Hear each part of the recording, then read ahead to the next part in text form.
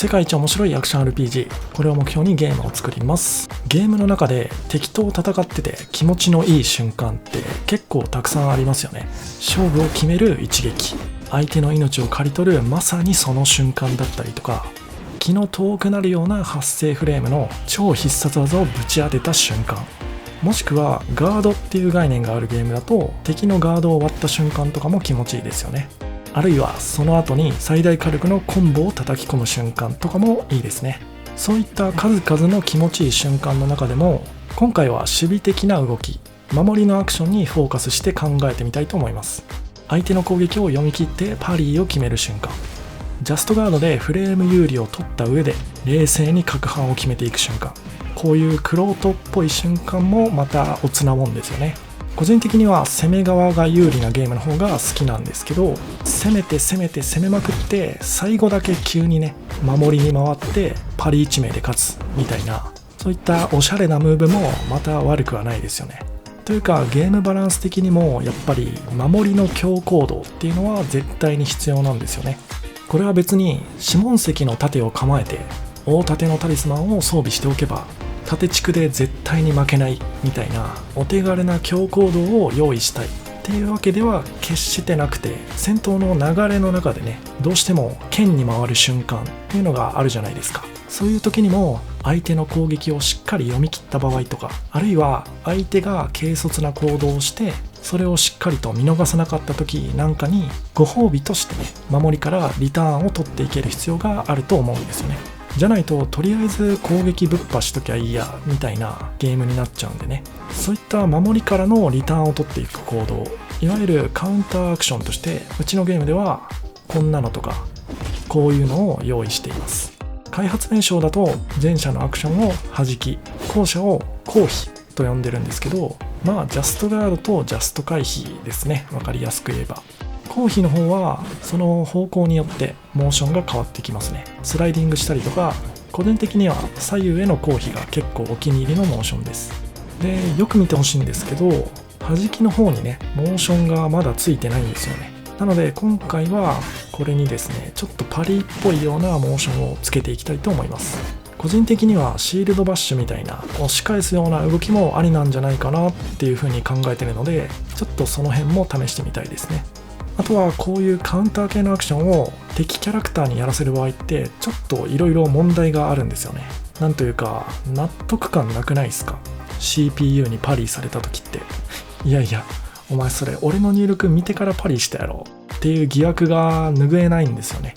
死っていうものに対して納得感がないと、それはもはや高難度ではなくて理不尽であるっていうのはうちのチャンネルでは何度も言ってきてる話なんで、その辺をどうするかっていうところもちょっと考察していければなと思います。早速いってみましょう。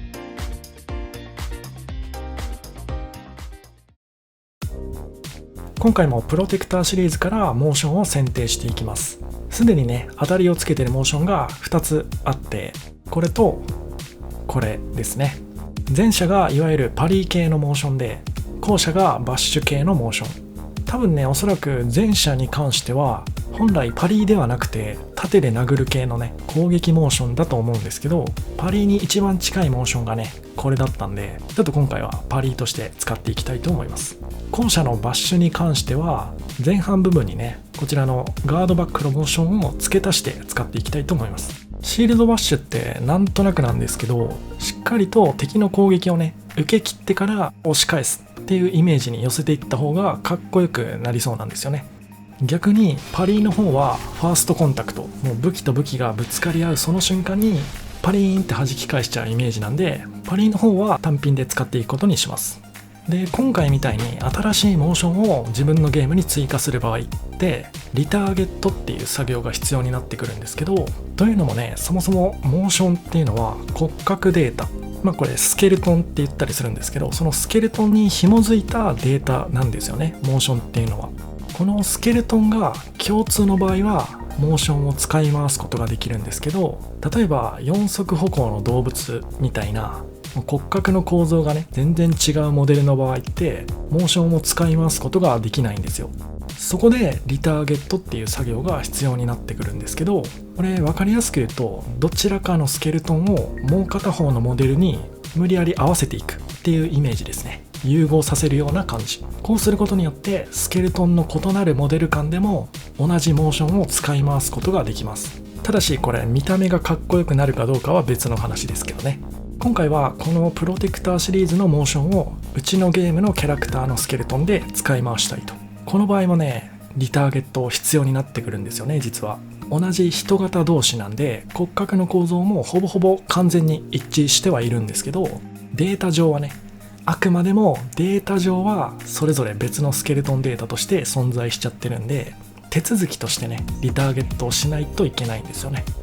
なんかこう役所の手続きみたいでちょっとめんどくさいですよね。アンリアルエンジン4で作業していた時は毎回ねこのリターゲットっていう手続きやってたんですけど、前回からねアンリアルエンジン5にアップデートしてるんで、忌々しい役所手続きを全て過去にするような超便利機能が追加されていて、その名をコンパチブルスケルトンっ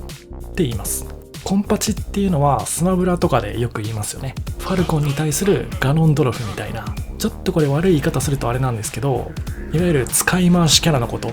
コンパチキャラとか言ったりしますよね。一応コンパチブルっていう英単語自体の意味は互換性のあるとか互換可能なって感じの意味ですね。UE5 でのコンパチブルスケルトンはまさにキャプテンファルコンとガノンドロフみたいな似た骨格を持つ者同士、これはね人型同士であればほぼほぼ OK なんですけど、そいつらをまとめてワンボタンでね全てのモーションに対してリターゲットの手続きを完了させてくれるっていう神機能です。今まさにねそのワンボタンをクリックしたところなんですけど、ご覧の通り元は別のスケルトンデータだった者たちが同じモーションをねこんな感じで共有できています。これがねワンボタンでしかも全モーションに対応してくれるんで超楽ちんなんですよね。マジでエピックゲームズさんありがとうございます。というわけでねパリーモーションの方はもうそのまま再生するだけなんでこんな感じですね。若干振り終わりがダサいんですけど、もともとねパリーモーションじゃないっていうところを考慮するとむしろ上出来じゃないかなと思います。バッシュの方はガードバックの部分を前半部分に合成してこんな感じと、こちらも悪くないですね。ただこれ縦受け部分を強調するっていうところはちょっと取りやめました。パリーが成立した時点で相手側の弾かれモーションも即座に発動するので、タイミングを合わせるためにやむなしといった感じですね。弾きアクションに関してはこのパリーモーションとバッシュモーションのうちのどちらか、あるいはその両方を使い分けるっていう感じでやっていこうと思います。じゃあ最後にねこのパリーアクションを敵 AI がやってくる場合についてちょっと考えていきたいんですけど、やっぱりね冒頭にも言った通り CPU にパリーされるのってあんまり納得感がないんですよね。対人戦とかでやられた場合はもう素直にねうまいなっていう風に認められるんですけど、エネミーにやられちゃうとねいやだってお前機械やもんなってなっちゃうんですね。これを解決するための方法としてめちゃくちゃ綺麗な回答を用意できてるっていうわけではないんですけど、いくつかね方法はあるかなと思ってて、まず一つ目がこれはねソウルシリーズでも取り入れられてる回答なんですけど、パリやってきますよモードを作るっていうのがあります。これどういうことかっていうと、例えばねモーグイン王朝に出てくるこいつ、この構えをしてる時にこちらが攻撃すると確実にパリしてくるんですよね。逆にこの構えをしてる時以外は絶対にパリしてこない。これめちゃくちゃ分かりやすいですよね。しかもこのパリしてくるモードのいいところってこの性質を逆手にとってね、あこいつ今パリ狙ってるからジャンプ攻撃したろとかそういう感じの攻略ができるっていうのもグッドですね。ただこれぶっちゃけ一発ネタなんですよね。種が分かる前と種が分かった後というか、その分かる瞬間が一番気持ちいいんだけど、それ以降はねあんまりこう駆け引きの要素みたいなものがなくなっちゃうっていうね。このネタをマイルドに取り入れるっていうのはありかもしれないですよね。あんまり攻撃してこないような守備的な動きをする時間っていうのを敵 AI に持たせて、その時間はね積極的にパリ狙ってくるみたいな丸々狙いの立ち回りをする時間っていうのを分かりやすく作ることができれば、その丸々狙いの一つとしてパリ狙いの時間を設けるっていうのもありかなと思います。で解決方法の2つ目が、同じ攻撃をこすったりとか同じ行動法則をこするとパリされやすくなるっっていうやつで、これもすごく人間っぽいパリの取り方なんで、実現できればかなりいい感じになるんじゃないかなと思います。同じ攻撃をこするっていうのはもう言葉のままですよね。特定の攻撃モーションばかりを連続で使用した場合とかはパリがされやすくなると。で、同じ行動法則をこするっていうのは、例えば前捨てから即攻撃が多いとか、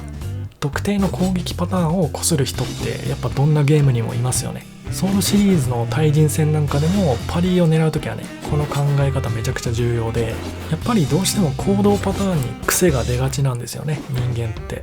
そういう癖読みってやつをうまく AI に認識させることができれば、より人間っぽいパリができそうですよね。あとこのゲームには方向属性っていう概念もあるので、そこにねめちゃくちゃ癖が出そうな気がするんですよね。この方向から攻撃した後はこっち方向の攻撃が多いみたいな。ちなみにこれニュートラルの入力でね連続攻撃した場合も方向属性が偏るようなコンボルートになるようにしてるんで、プレイヤーがね意識的にコンボルートを散らすというかね、ばらけさせるようなプレイングをしないと方向属性に癖ができちゃってパリされちゃいますっていう風になれば割と理想的なのかなと思ってます。